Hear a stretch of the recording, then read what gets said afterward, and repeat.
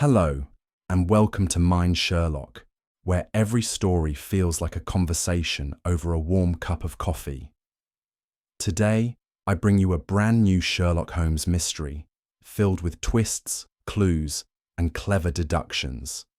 Make yourself comfortable, and let's unravel the case together.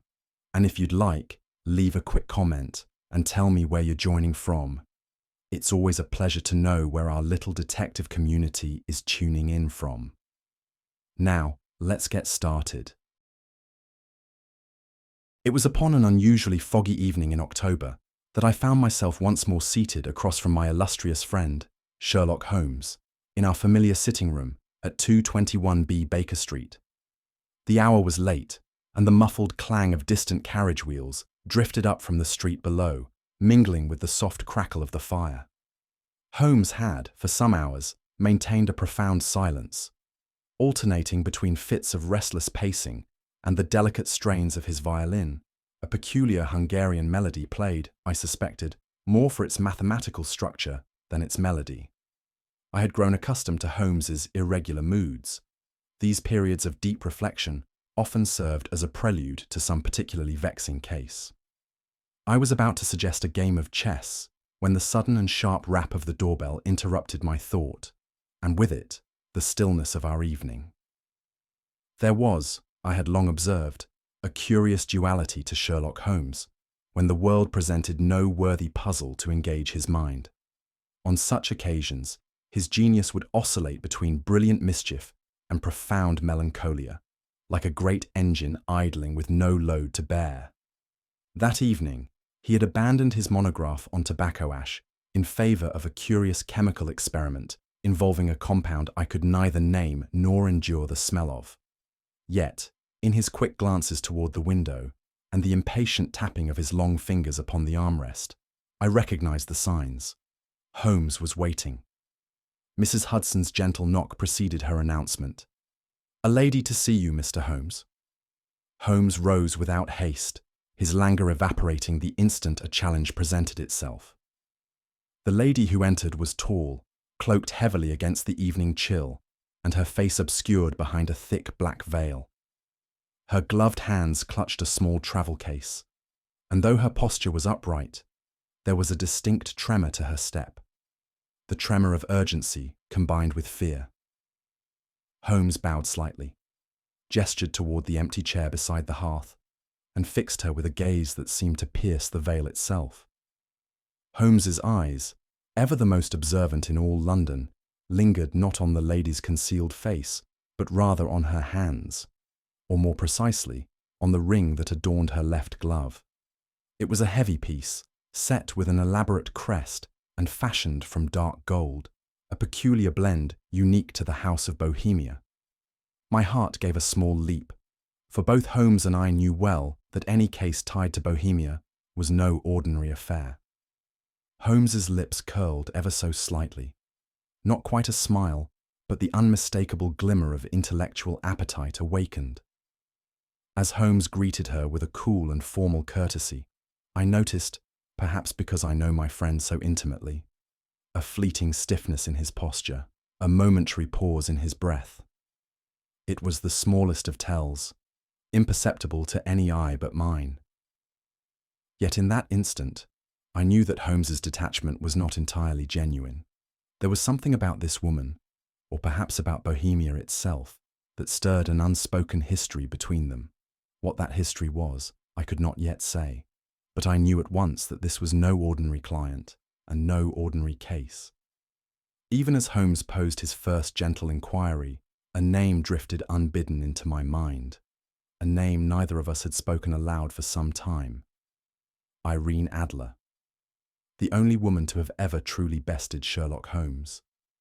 And now, it seemed, her shadow had returned to Baker Street. The lady removed her veil with trembling hands, revealing a face of uncommon sharpness. Not beautiful in the conventional sense, but possessed of a certain commanding presence. Her dark hair, tightly pinned beneath her hat, framed a pale face, marked by anxiety and resolve in equal measure.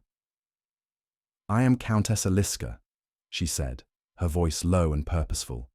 formerly in service to Her Majesty, the Queen of Bohemia. Holmes, who had remained silent, merely inclined his head, though his keen eyes took in every detail. The cut of her travelling cloak, the slight wear on her gloves, the hint of dampness in her hem. "It is a matter of utmost urgency, Mr. Holmes," she continued. "I have crossed the Channel in secrecy, for fear that every step I took was being watched." "Indeed," Holmes said lightly, "and you chose a direct line to my door." A wise decision. The Countess's composure wavered only once, when she spoke the name of the Queen. It was clear she held her mistress in deep regard, and the distress in her voice was unmistakable. Her Majesty's confidant, a man long trusted with delicate matters of diplomacy, has vanished. Worse still, he has taken with him a series of letters. Letters that, if made public, would cast the Queen into scandal and place the delicate relationship between Bohemia and its neighbours into grave jeopardy. Holmes folded his hands beneath his chin, his fingers steepled, eyes half closed. Political intrigue, personal betrayal, and a touch of blackmail, I assume. The Countess glanced at him sharply. Blackmail, yes, but not the kind you imagine. The letters are not simply indiscretions. They reveal a secret correspondence, one carried out beyond the Queen's knowledge. If these documents reach the wrong hands, the consequences could shake the throne itself. I saw Holmes's eyes flicker, a glint of interest finally emerging from his cool exterior.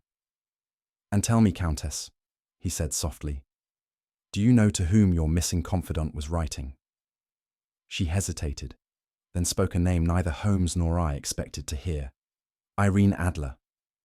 I cannot recall a time when my friend Sherlock Holmes so completely froze, not in fear or shock, but in a kind of suspended animation, as though his formidable mind had suddenly struck against a wall it could not decide whether to climb or retreat from. Countess Eliska, unaware of the personal weight her words carried, pressed on. "It seems your famous adversary and the Queen's missing confidant were engaged in some private communication. Whether in conspiracy or simple intrigue, I cannot say."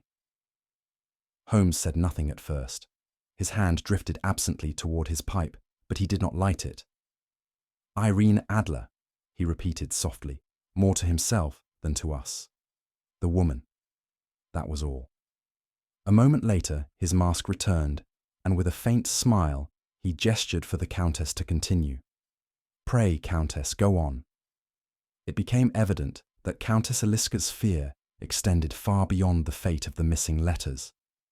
She believed quite rightly that a deliberate conspiracy was already in motion, one aimed at destabilizing the monarchy itself. "The confidant disappeared without trace," she said, wringing her hands. "Not a note, not a word. Yet within hours, I received an anonymous warning, a message urging me to flee London at once." "Curious," Holmes murmured. "And yet you came here instead." She straightened her back, her voice gaining strength. "I came because I knew of you, Mr. Holmes. I know you have faced Miss Adler before, and that no man alive has her measure as you do." Holmes smiled faintly. "Madam, I must disabuse you of that notion. If anyone holds anyone's measure, it is Miss Adler who holds mine."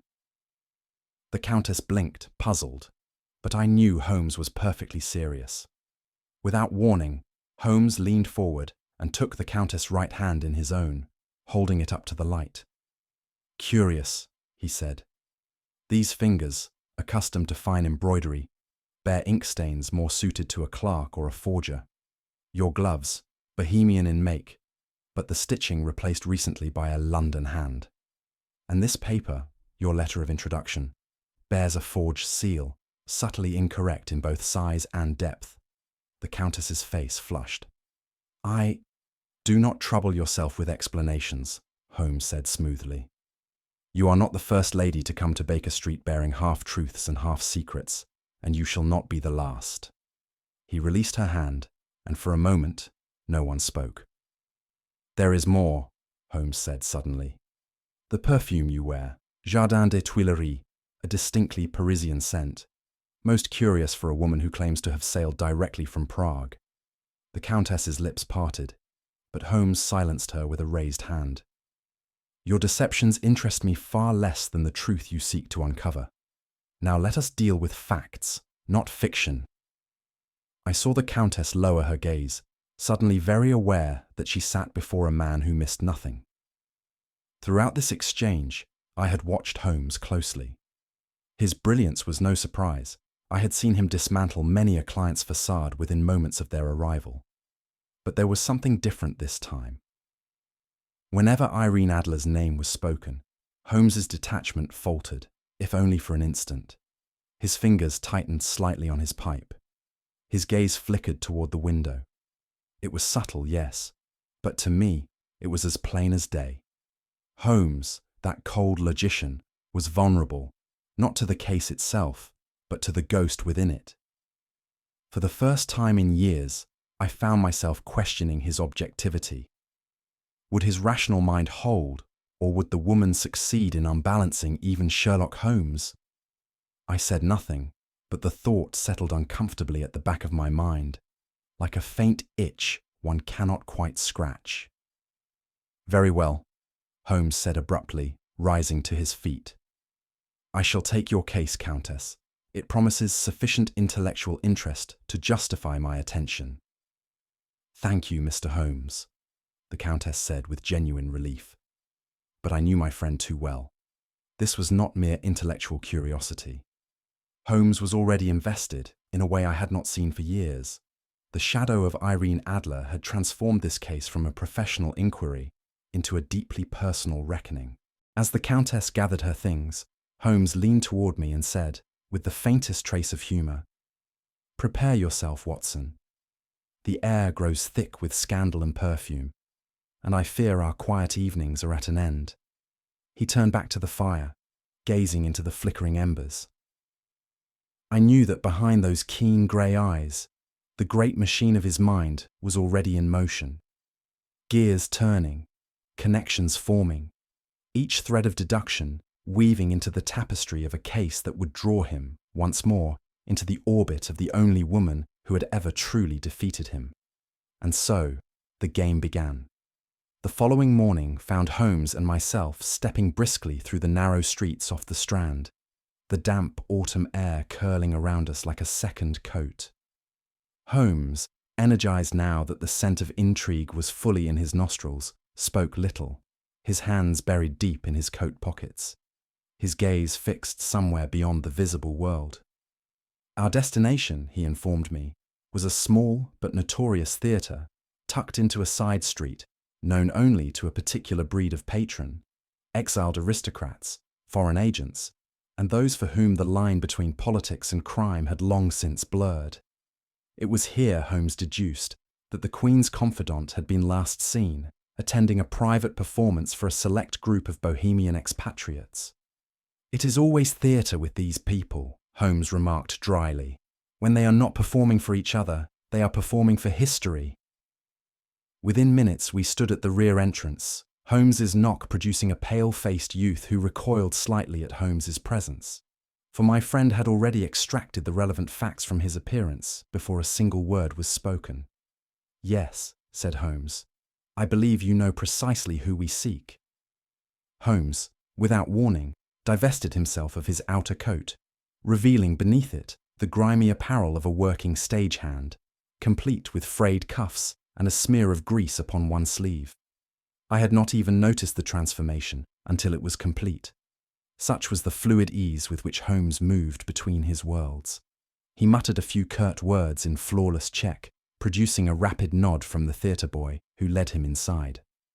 I, left behind for the moment, could only marvel at Holmes's peculiar genius for inhabiting other lives, slipping into the skin of whatever man the moment required. There were times I felt I knew him well, and others when I realized I did not know him at all. "Wait here, Watson," Holmes called back to me. "If you hear shouting, come immediately. If you hear applause, wait longer." Holmes emerged some 15 minutes later, his sleeves dusted with powder and his expression one of quiet satisfaction. "Our man," he said, "was indeed here. He spent his final night in London seated in the private box, alone, save for a single sealed envelope which he clutched throughout the performance. When he left, the envelope was gone. An ordinary letter, I suppose, I asked. Not in the least. Holmes withdrew a slip of crumpled paper from his pocket. A kind stagehand provided me with this, the torn corner of the envelope. It bears a peculiar wax seal, one you may recall. I took the paper and stared at it, a shiver running down my spine. The seal was a stylized letter A, entwined with a serpent, the private emblem of Irene Adler. Holmes's face betrayed nothing, but I knew what it cost him to see that mark again. "And now, Watson," he said with forced cheer, "the performance truly begins." As we made our way back to Baker Street, my mind churned with uneasy thoughts. Holmes, I knew, possessed the most formidable intellect of our age, but he was not without his weaknesses, and I feared I was now seeing the greatest of them stir once more. Irene Adler was no ordinary adversary. She was, in Holmes's own words, the woman, the one soul who had slipped past his unrelenting logic and left him both defeated and, dare I say it, enchanted. Could Holmes truly remain impartial now that her name had surfaced once more? Would his famous detachment hold? Or had the past already begun to colour his judgment? Holmes, ever perceptive, glanced at me with a half smile. "Whatever you are wondering, my dear Watson, I suggest you reserve judgment until the curtain falls." But his tone was too light, and I was left more uneasy than before. Holmes and I walked in silence for some minutes after leaving the theatre, my mind still wrestling with the implications of what we had uncovered. The reappearance of Irene Adler's name, even by proxy, had awakened in me a deep and growing unease. At last, I spoke. "Holmes, you do not mean to suggest you can approach this case with complete objectivity?" Holmes's eyes flicked towards me, and his lips curled in that familiar half-smile, sharp and humourless. "My dear Watson," he said, "I have long since classified sentiment as an occupational hazard, one I learned to avoid at all costs. Yet for the briefest moment, as the lamplight caught his profile, I saw something I had glimpsed only once before, a fleeting hesitation, a flicker of something dangerously close to personal vulnerability. It was gone almost instantly, leaving only the cold, calculating mask of Sherlock Holmes. Sensing my discomfort, for Holmes reads me with the same ease he dissects crime scenes, my companion shifted the conversation with a sudden burst of theatrical deduction. "You have, at this moment, Watson, exactly 3 sovereigns, a half-written prescription for Mrs. Huddlestone's cough, and the remnants of a French newspaper clipping tucked into your medical bag, which you mean to show me once we return home." I stopped short. "Holmes, how—" He tapped my bag lightly. "The weight tells me coins. The ink stain near the clasp is the shade you use for prescriptions, and you have smudged newsprint on your thumb. Not English ink, but the slightly oily variety used in Parisian typeset." I could not suppress a smile. There were times Holmes's brilliance exasperated me, and others when it filled me with sheer admiration. This, I knew, was his way of restoring balance between us. We returned briefly to the theatre's front hall, where a small knot of well-dressed patrons lingered, speaking in low, conspiratorial tones. Holmes drifted among them like smoke, his ear attuned to the undercurrents beneath their chatter. I followed, picking up fragments of conversation, talk of a vanished confidant, whispered references to secret letters and the unmistakable name of the Queen of Bohemia.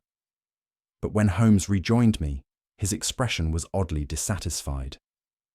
"They know much," he said softly, "but they understand very little. Gossip swirls faster than fact, and yet none of them can answer the only question that matters. Why did the confidant choose this theatre, on this particular night, to receive such a letter?" I opened my mouth to speculate, but Holmes shook his head. "No, Watson, this is not mere chance. There is a design behind it, and if I am not mistaken, It is a design that traces directly back to a very old adversary indeed. He fell silent, but I could sense the machinery of his mind whirring faster than ever. The hunt had begun in earnest. We had not walked half a block when Holmes suddenly withdrew the torn scrap of envelope from his pocket once more, holding it up to the nearest street lamp. "Do you recognize this seal, Watson?" I squinted at the wax impression. The coiled serpent and ornate letter A were unmistakable. "Adler," I said, "but you knew that already." "Indeed," said Holmes. "But what I did not tell you, until now, is that this particular seal is no mere personal flourish. It is a signal known to a very select group, a relic from my earlier dealings with Bohemian intelligence." "The Iron Angel," I said softly, the name stirring faint memories of a case Holmes had once alluded to, but never fully explained. Holmes nodded. A secret ring of Bohemian operatives, whose methods combined espionage and personal leverage, letters, photographs, private diaries, all fair game in their particular form of diplomacy. And Irene Adler was involved with them? "Briefly," Holmes said, "but not as their pawn, as their equal. For a time, she outplayed them all. If this seal has returned, it means someone wants me to believe Adler herself is behind this. Whether that is truth or bait, that, Watson, is what we must discover." We walked the remainder of the way to Baker Street in silence, but my thoughts churned with questions I dared not ask. Holmes's calm exterior gave no hint of the storm I suspected raged beneath. One name, Irene Adler, had the power to unsettle even Sherlock Holmes, and it had returned like a ghost through the fog. I told myself Holmes was above personal weakness, that his mind was pure logic and nothing more. And yet, as the gaslight flickered against his face, I could not escape the feeling that this case had already become more personal than any before.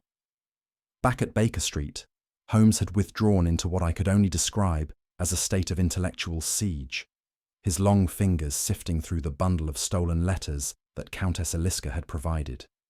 His gaze swept across each page with the relentless precision of a hawk, scanning not only the text itself, but the very texture of the paper, the angle of each pen stroke, the faint imperfections in the ink.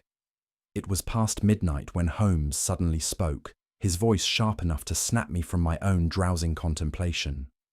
"The Iron Angel, Watson! Do you recall the name?" I sat up at once.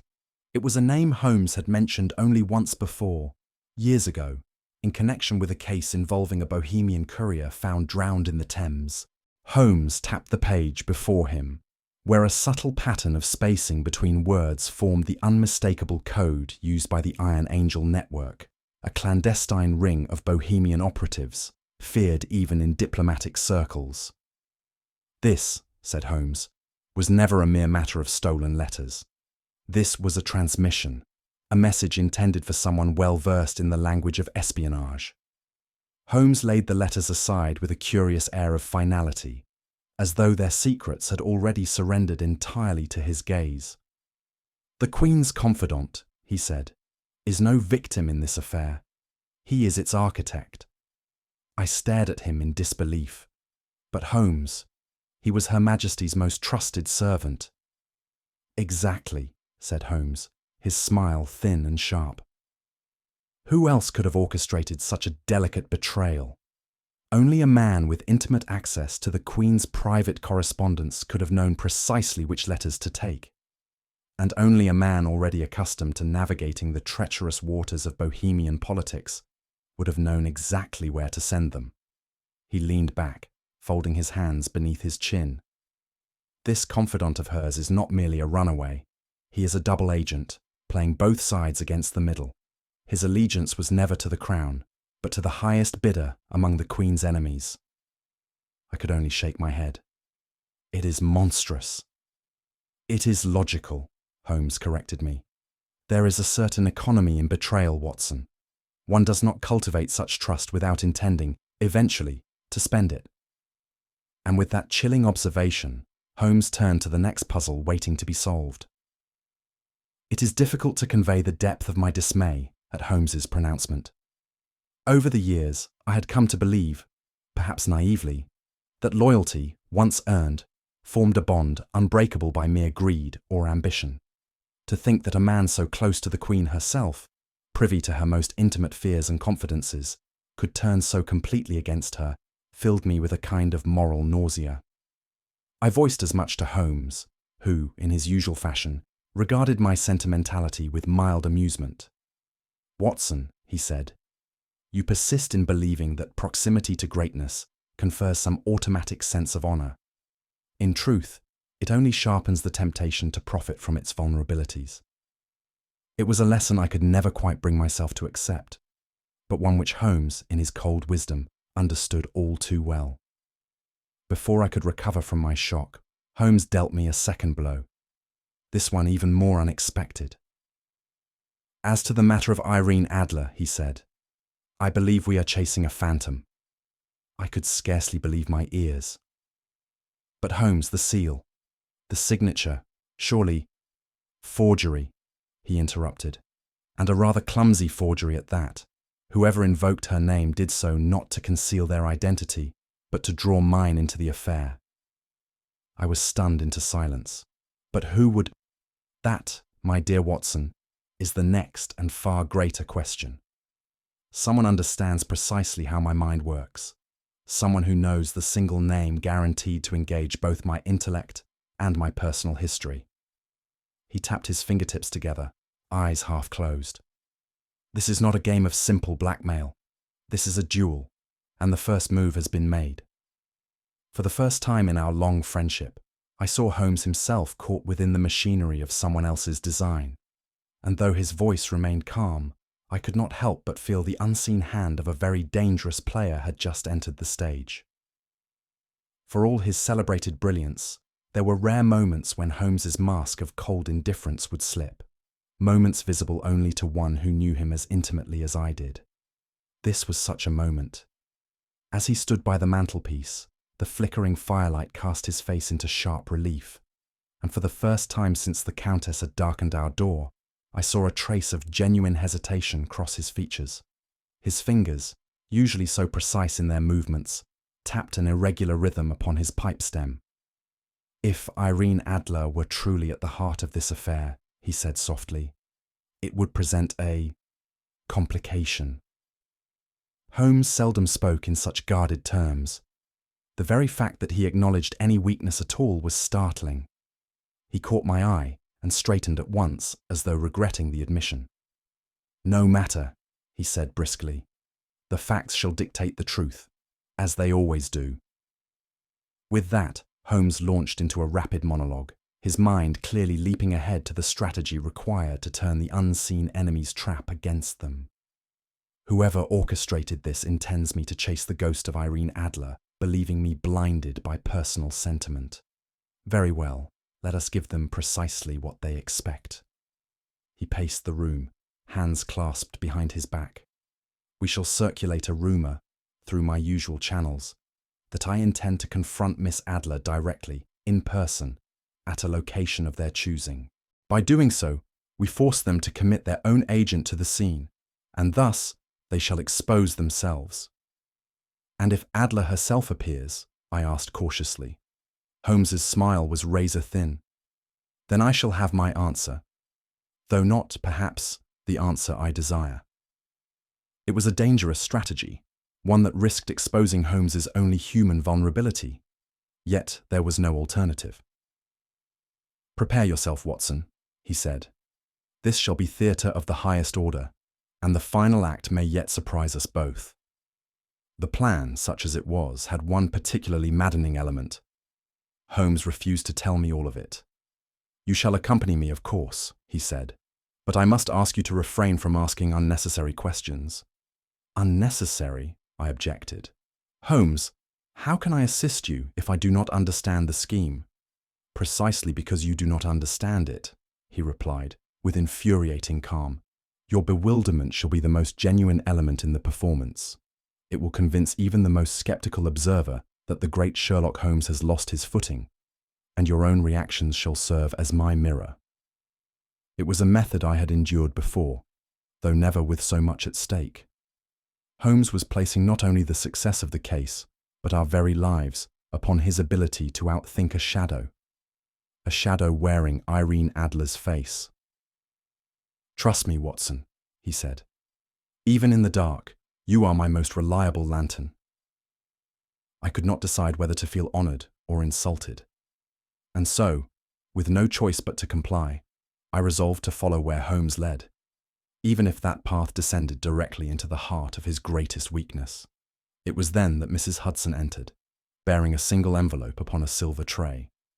"A note for you, Mr. Holmes," she said, her brow furrowed.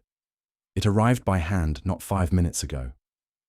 Holmes took it without comment, but as his eyes fell upon the handwriting, his fingers briefly tightened around the paper's edge. He slit the envelope open with unnecessary care, and his expression remained impassive as he read the contents. Without a word, he passed the note to me. The handwriting was unmistakable. The elegant, slanted script that I had seen only once before, but could never forget. It was the hand of Irene Adler herself. "Whatever trap you think you see, dear Sherlock, it is more subtle than you imagine.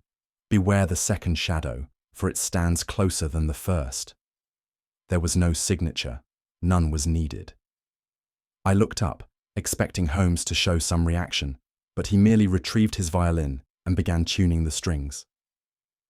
"Holmes," I began, but he cut me off. "Irene Adler," he said softly, "has always understood the value of perfect timing." I knew better than to press him further.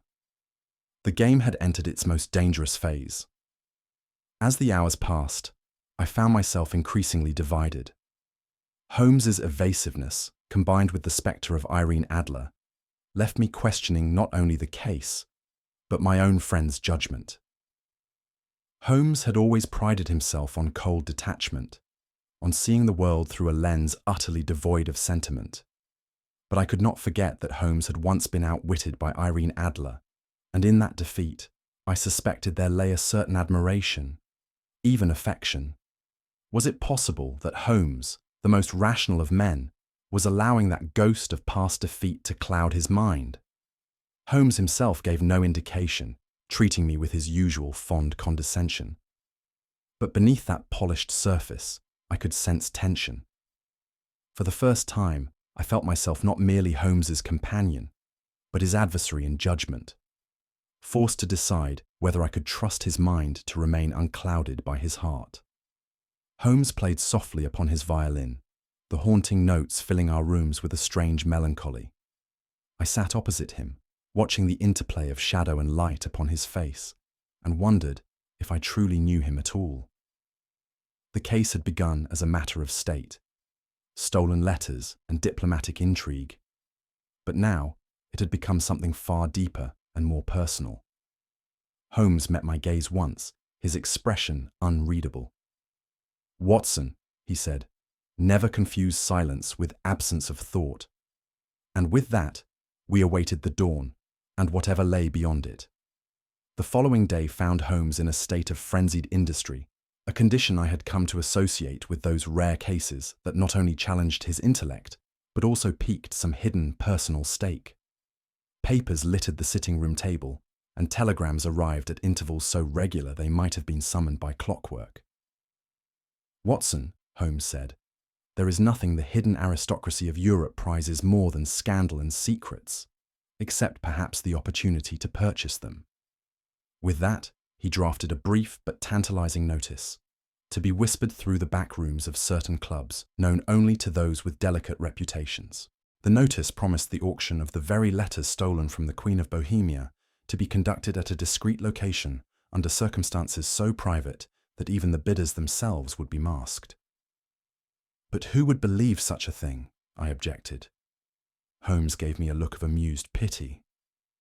"My dear Watson, the temptation to believe is often greater than the desire for truth. Those who crave power cannot resist a secret, particularly one that might destroy their rivals."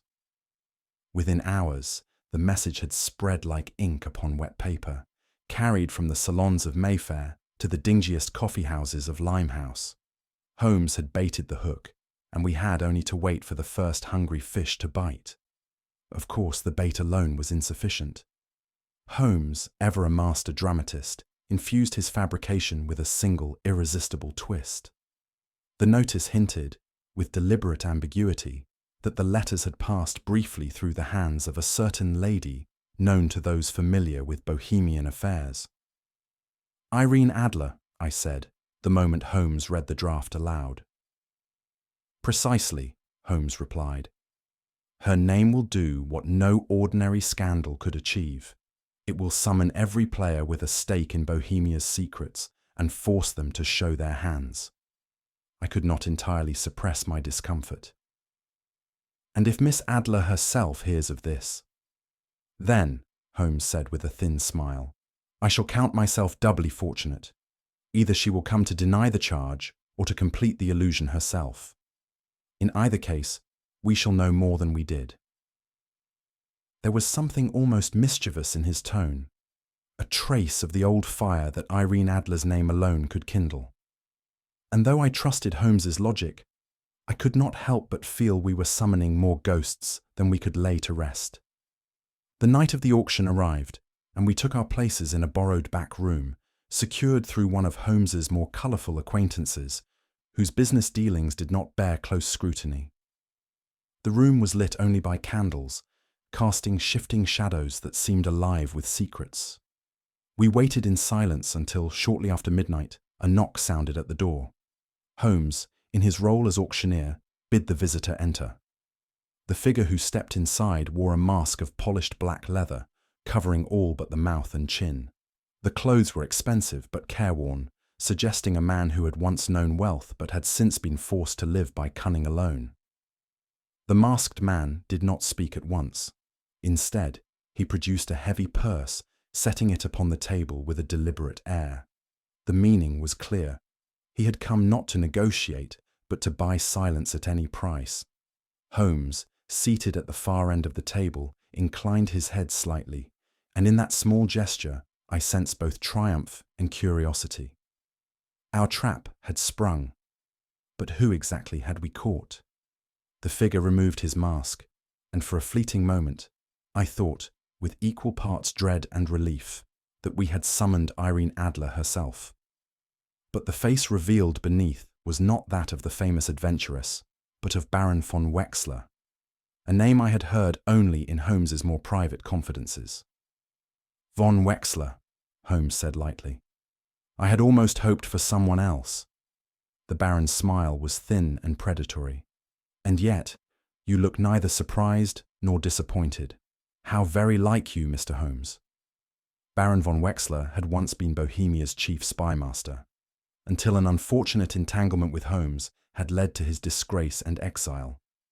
That he should now reappear at the heart of a conspiracy against the Queen herself was both logical and inevitable. "And Irene Adler?" I asked, unable to contain my curiosity. Von Wexler's smile widened. "Ah, Doctor, you still believe in ghosts. I assure you the lady is not involved.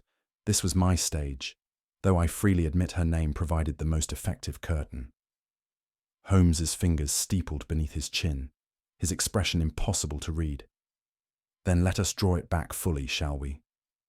The mask discarded, Baron von Wexler leaned back in his chair, his fingers steepled in a gesture that mimicked Holmes himself, though without the grace of calm intellect. There was bitterness in every line of his face, a resentment weathered into permanence. "You have a talent, Holmes," he sneered, "for destroying the work of greater men. It was you who exposed my operations in Prague, you who humiliated Bohemia's most trusted agents during that wretched affair with Irene Adler." Holmes's expression remained serene, but I saw the slight narrowing of his eyes, a sign I had come to recognize as dangerous amusement. "Come now, Baron," said Holmes. "You flatter me. I only uncovered half your secrets. You provided the rest through sheer incompetence." Wexler's fist struck the table. "You made a mockery of my life's work," he spat. "And now you think to ruin me again." Holmes regarded him coolly. "Ruin, my dear Baron, is not something I deliver. It is something men like you invite." Wexler's hatred was palpable, But it was not until the next moment that the game shifted yet again, for Mrs. Hudson appeared at the door, holding a sealed envelope in her hand. Mrs. Hudson placed the envelope before Holmes, her brow furrowed with concern. "It arrived just now, sir. By private hand." Holmes's fingers paused on the table's surface, his face utterly still. I recognized the unmistakable handwriting at once, the slanted, elegant script I had seen only once before. It was the hand of Irene Adler. Holmes opened it with his usual care, though his fingers worked slightly slower than usual, a sign only I, who had shared his rooms for years, could perceive. He read it silently, then passed it to me with neither comment nor expression. The message was brief. "Your shadow stands closer than you think. Beware the hand that offers loyalty too easily. It is often the first to strike." There was no signature, only the subtle imprint of her seal, pressed lightly into the wax, a token both familiar and haunting. Holmes folded the letter precisely, tucking it into his breast pocket. "It appears," he said softly, "that the real Irene Adler watches this affair with as much interest as we do." And with that, the confrontation shifted into territory far more treacherous than I had imagined. Holmes turned to face Baron von Wexler, his expression as calm as a man solving a chess problem several moves ahead. "Let us dispense with theatre," Holmes said. "This game was never about stolen letters or lost confidants. This was about manipulation, of me, of the Queen, of Bohemia itself." He turned to me, speaking as much for my benefit as for Wexler's. From the moment Countess Eliska stepped into our rooms, her story was half lie and half performance. Her tremulous voice, her carefully rehearsed panic, all designed to steer my attention precisely where they wanted it to go. "The confidant?" I asked. "A willing accomplice," Holmes said. "But the true hand behind the curtain belonged to Countess Eliska herself. The ink stains on her fingers, not the marks of a lady, but of a forger. The scent of Parisian perfume, not her own, but deliberately chosen to invoke Irene Adler. Eliska's scheme was clear. By invoking Adler's name, she ensured Holmes would pursue the case with personal zeal, drawing attention away from her own duplicity. The betrayal came not from a distant enemy, but from within the Queen's own circle. "And you, Baron," Holmes continued, "provided the stage upon which this farce was played." Wexler's face twisted in fury, but Holmes raised a finger. "The performance ends here. The truth has taken its bow. Cornered men rarely admit defeat with grace, and Baron von Wexler was no exception." He leaned forward, his smile curdling into something cruel and calculating. "Tell me, Doctor," Wexler said, his voice oily with malice, "do you truly believe Holmes took this case to serve justice? Or was this entire performance a personal indulgence, a desperate chance to glimpse Irene Adler once more?" "Enough," I said sharply. But Wexler continued, his eyes locked upon mine. "You think Holmes hunts for truth," he sneered. "He hunts for her, always for her. Every deduction, every trap, all designed to draw her out." I glanced at Holmes, expecting him to dismiss the accusation with a cutting remark. But to my surprise, Holmes said nothing. He merely lit a cigarette, his silence far more unsettling than any denial would have been.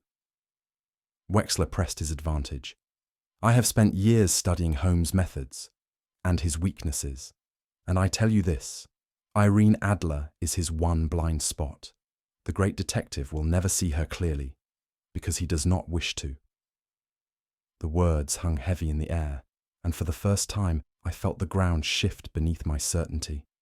The certainty that Holmes's intellect stood above all human weakness. Had I been wrong? Doubt, once planted, takes root with alarming speed. As Wexler's words echoed in my mind, I found myself questioning the very foundation of my faith in Holmes. Had this case truly been about justice? Or had I become an unwitting accomplice in Holmes's pursuit of his own ghost? For all my years beside him, I knew Holmes only as he chose to reveal himself. The brilliant logician, the master of cold deduction. Yet, in the shadow of Irene Adler, could even Holmes remain dispassionate? I glanced at him, hoping for reassurance. But Holmes stood at ease, as though none of this mattered in the least. That very indifference unsettled me further. For the first time, I hesitated, unsure if my loyalty was owed to Holmes the detective or to Holmes the man. Holmes, of course, noticed my silence. "Watson," he said gently, "you underestimate me." But the question remained, did I? Holmes extinguished his cigarette with deliberate care, then fixed Wexler with a smile sharper than any blade. "You make one crucial error, Baron," Holmes said. "You assume I act from obsession. In truth, I act from something far simpler. Logic." He gestured toward the letter from Irene Adler. That note did not summon me. It confirmed what I'd already deduced. Eliska's story was too perfect, her panic too rehearsed. No honest client would lay her case before me with such dramatic flourish, unless her true aim was to direct my attention. "And the letters?" I asked. "Fabricated, of course," Holmes said. "A MacGuffin, as the theatrical sort would call it. The true aim was to draw me into a trap, one built on the assumption that I cannot resist Irene Adler." Holmes stepped forward, his smile now genuinely amused. "But you see, Baron, I do not need to chase ghosts. They come to me unbidden." Wexler slumped in his chair, defeated not by force, but by Holmes's refusal to play the role assigned to him. The game was over, and Holmes had won by refusing to care. As we left the room, Holmes's victory rang hollow in my ears. The case was solved, Wexler undone, and the Queen's secrets preserved. Yet my mind remained uneasy. Holmes had played his part with cold brilliance, yet in every word, every gesture, there had been a ghost at his shoulder. Whether he acknowledged it or not, Irene Adler still cast her shadow across his mind. I realized then that I would never fully know Sherlock Holmes. There would always remain some locked door within him, and behind it, the woman who had once bested him. With Wexler escorted from the room under the watchful eye of a discreet constable Holmes had summoned earlier, I expected my friend to retire into one of his prolonged silences. Instead, he turned to me with the unmistakable glint of a man preparing to perform his favorite trick of all, the complete and ruthless reconstruction of the case, from first clue to final capture. "Watson," said he, "you have often accused me of concealing my methods until the very last. An artistic cruelty, you once called it. Tonight, I shall indulge you. Allow me to lay the puzzle bare." He paced before the fireplace, his hands clasped behind his back. The case, you see, was solved almost before it began. The very moment Countess Eliska removed her veil, the inconsistencies clamoured for attention. He glanced toward me, a trace of amusement in his eyes. "But solving a case, my dear Watson, is not the same as proving it. And proof, as you well know, is a far more delicate creature." With that, Holmes began to walk back through the chain of deductions, a path so clear in hindsight that I wondered how I had ever failed to see it. "The first whisper of suspicion," Holmes continued, "came from something so fleeting most men would dismiss it entirely: a perfume." He picked up the Countess's discarded glove from the side table, holding it between two fingers as though it were an archaeological relic. "This scent," he said, "is Jardin du Minuit, a particular fragrance only sold at a small perfumery in the Marais district of Paris." "Paris?" I repeated. "But Eliska is—" "Bohemian," Holmes finished for me. "Precisely, and therein lay the flaw. Among the court women of Bohemia, there exists a rigid adherence to local perfumers, a matter of national pride, particularly among those close to the Queen. That this glove carried the scent of Parisian intrigue rather than Bohemian modesty could only mean one of two things. Either Eliska had spent time in France under discreet circumstances, or she wished to invoke a particular association. And what association could that be? I asked, though even then the answer dawned on me. "Irene Adler," said Holmes, his smile thin. "A woman forever associated, in my mind, with the scent of midnight gardens. Of course, Holmes continued. A single perfume proves nothing, but there was something far more telling, something no actor can fully suppress. He steepled his fingers, eyes half closed as if reliving the moment. When I first mentioned Irene Adler in her presence, Countess Aliska's hand trembled ever so slightly, not with the tremor of shock, but with the tremor of resentment. Resentment, I said. What possible reason could? Ah, Watson, how little you understand the mechanics of jealousy. Holmes waved a hand. It was not simply the Queen who held Irene Adler in uncomfortable admiration. Within the palace walls, the tale of the woman who outwitted both king and detective had become legendary, and no lady-in-waiting could ever hope to eclipse such notoriety. So Aliska harbored a personal grudge against Adler, Holmes said, and jealousy, as you well know, is the sharpest chisel for carving betrayal. I confess, this particular turn took me aback. I had always regarded Holmes as a master of rational deduction, yet here he spoke of motives rooted not in greed or politics, but in something far smaller and sadder. Holmes moved next to his writing desk, where a single sheet of paper lay beneath a magnifying glass. "The forged letter," he said, tapping the paper lightly. "Even had I been blind to her tremor and her perfume, this alone would have exposed her." I leaned closer, noting nothing remarkable about the page, until Holmes angled it toward the lamplight, revealing a faint flaw in the watermark. "This stationery," Holmes explained, "is produced by a particular London stationer whose stock suffered a defective run several months ago, a defect visible only when held to the light." "And you recognized it at once?" "I noted it the moment Aliska laid the letter before us," Holmes said. "But premature accusation, as you have so often reminded me, is unsporting. Better to allow the game to run its course." "And you said nothing?" I asked, incredulous. "Why should I spoil the performance?"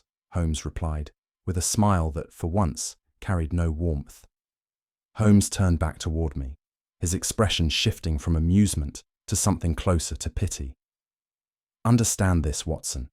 Countess Aliska's betrayal was not born of political ambition, nor of some grand ideological cause. No, her treachery stemmed from something altogether smaller. Envy," I said quietly. "Indeed," Holmes confirmed. "Aliska resented the way Irene Adler's name dominated every whispered tale within the court. The Queen herself, though never admitting as much, often wondered aloud what had become of the woman who had once held both a king's heart and my professional respect." Holmes paused, his gaze distant. For a lady-in-waiting accustomed to her own small measure of influence, to live forever in the shadow of a legend was intolerable. And so she engineered this scheme, a scheme designed to simultaneously disgrace the Queen's confidant, implicate Irene Adler, and ensnare me in a trap of my own making. "But to what end?" I asked. "What could she hope to gain?" "Simple," Holmes said. "Revenge, to prove herself superior, if not to Irene Adler directly, then to the memory of her." It was a sordid motive for such grand treachery, and yet, knowing what I knew of human nature, I could not call it improbable. In the end, Holmes had uncovered not a plot of statecraft, but a petty quarrel elevated to international scandal. Holmes poured himself a measure of brandy, his hand utterly steady. "Jealousy," he said softly, "has toppled more empires than ambition ever could." As Holmes concluded his methodical unravelling of the case, I found myself caught, as I so often was, between astonishment and exasperation. His brilliance, so dazzling in its precision, never failed to leave me in awe. And yet, beneath that admiration stirred a familiar irritation, for Holmes had once again played the entire game without allowing me, or indeed anyone else, the smallest glimpse into his true thoughts. "You had all this in hand from the beginning," I said. "It was not a question." "Naturally," Holmes replied, with that infuriating air of casual inevitability. Once one knows where to look, the pattern emerges as plainly as morning frost upon the window pane. I took up my glass, more to occupy my hands than out of thirst. And yet, I ventured, this case was never purely a matter of logic for you. The shadow of Irene Adler lay across it from the moment Countess Eliska crossed our threshold. Holmes' expression betrayed nothing. Shadows, he said, are only cast when one chooses to look back. His refusal to engage on that point was a victory of silence, yet it left me unsettled, for no man casts off his ghosts quite so easily. Holmes opened his desk drawer and withdrew the folded note. The one delivered by Mrs. Hudson, bearing the unmistakable script of Irene Adler. He placed it between us like a playing card, left face up after a particularly deft hand. "You were correct in one assumption, Watson," he said. "The note is indeed genuine." I leaned forward, rereading the warning with fresh eyes. "Your shadow stands closer than you think," it said. And yet, knowing all we now knew, the warning no longer applied to Countess Eliska alone. She knew, I said softly. Irene Adler knew this plot would drag her name from obscurity and into the light again. "Precisely," said Holmes. "She could have ignored it, could have left me to my own devices. Instead, she chose to intervene, not for the sake of the Queen, nor even to preserve her own reputation. She acted, Watson, for me." "For you," I repeated, startled. Holmes gave the smallest of shrugs. "Call it what you like. Respect, amusement, a peculiar sentimentality. Irene Adler has always understood the finer instruments of human nature, particularly mine." It was the closest Holmes would ever come to admitting a personal vulnerability. And though I longed to press the matter further, I knew from experience that some doors are not meant to be opened. Holmes settled back into his chair, hands folded neatly before him. "There is only one woman," he said at last, "whose mind I have never fully grasped, and that is Irene Adler." He said her name without emotion, as if reciting the name of a distant chess opponent, but I knew better. I had witnessed how her memory, that single matchless victory over Holmes, had etched itself into his very character. "She was and remains," Holmes continued, "the only adversary who ever proved my equal in both intellect and audacity." "That hardly seems fair," I remarked. "Most of your adversaries were criminals of the baser sort." "Exactly," Holmes said. "Adler possessed no allegiance to either law or crime, only to her own cleverness. In that, we were kindred spirits." There was no longing in his tone, nor any trace of sentimentality.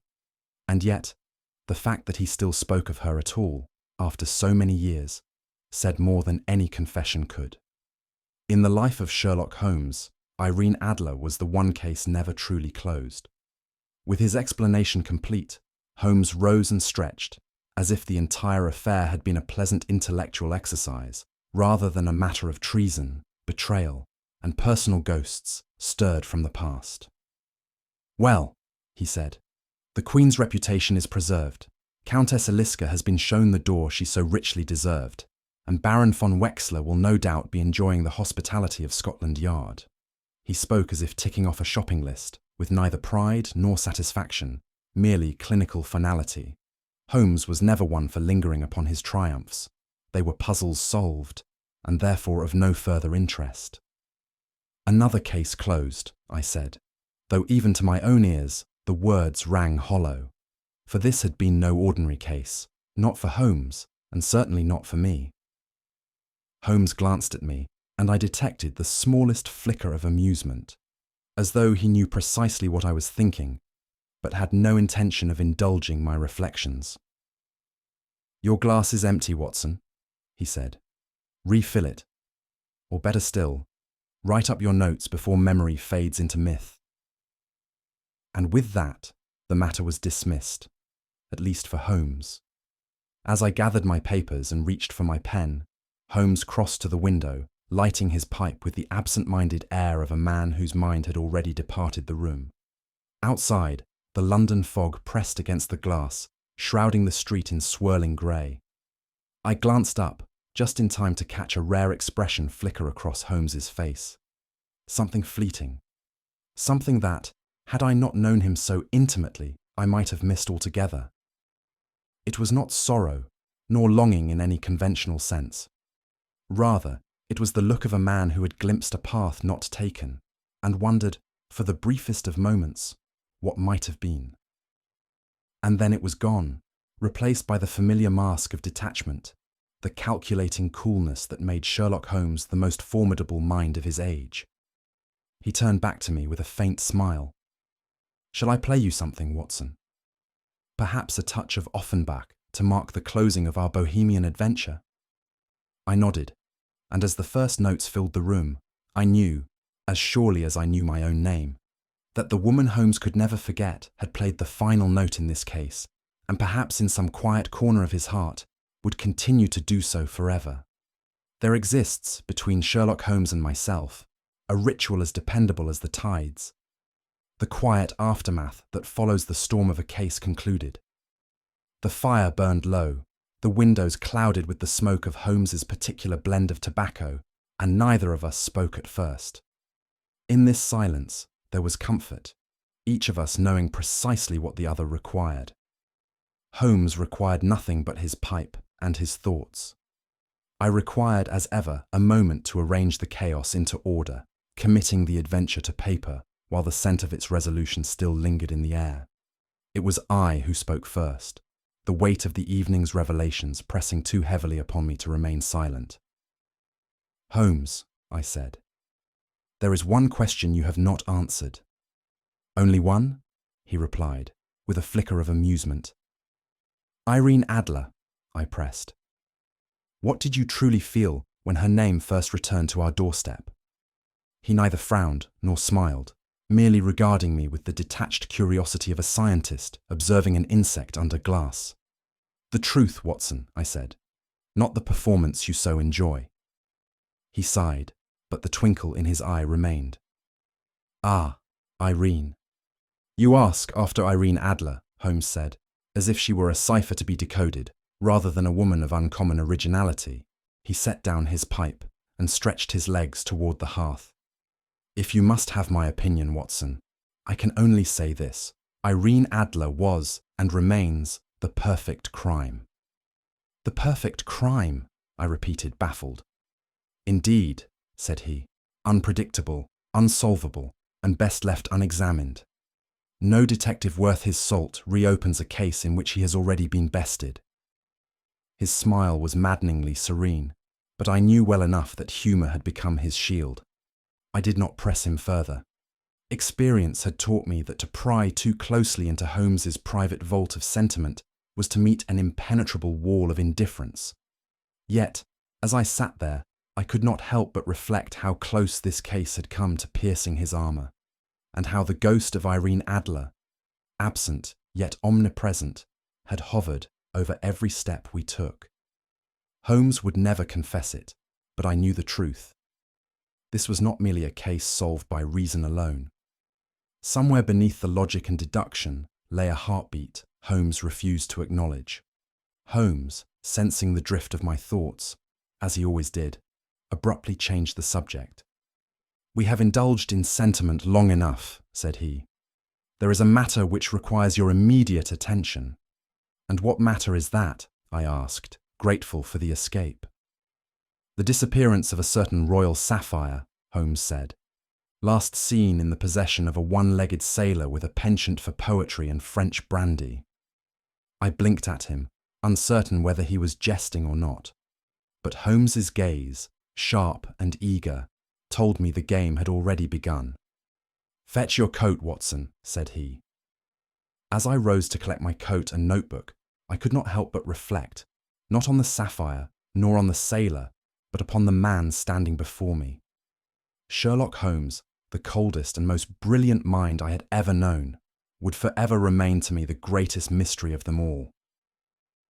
His heart was a vault I had never fully unlocked, its key hidden somewhere between genius and solitude.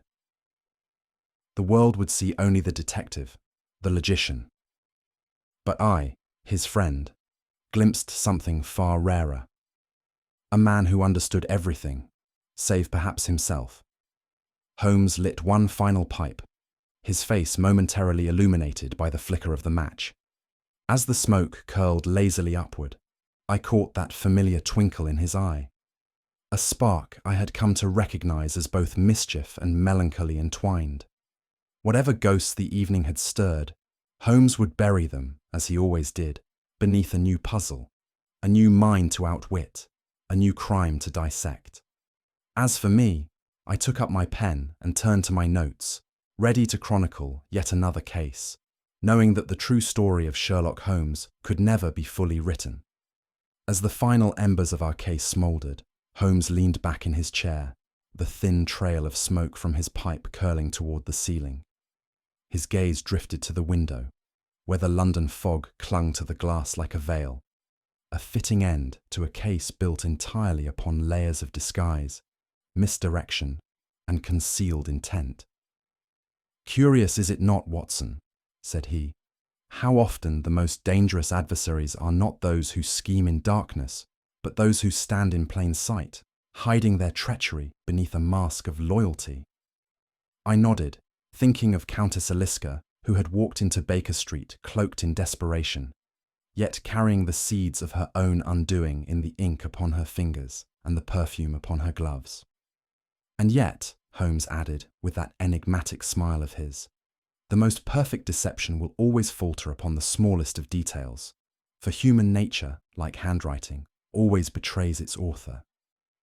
What do you think was Countess Aliska's greatest mistake? The slip that allowed Holmes to unravel her plot?